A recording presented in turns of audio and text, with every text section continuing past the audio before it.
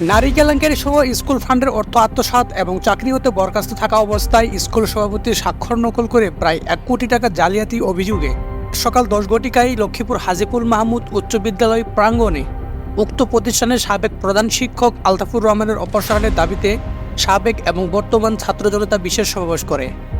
তার বিরুদ্ধে আরও অনেক অভিযোগ উপস্থাপন করে এলাকাবাসী ও ছাত্রছাত্রীগণ।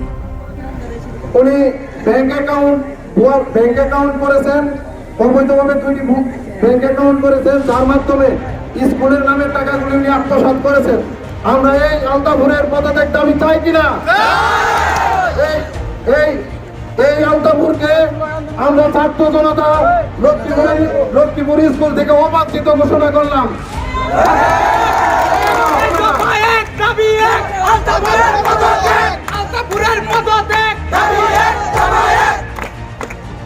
চাই যথাযথভাবে স্কুল চলবে, সঠিক নিয়মে স্কুল চলবে।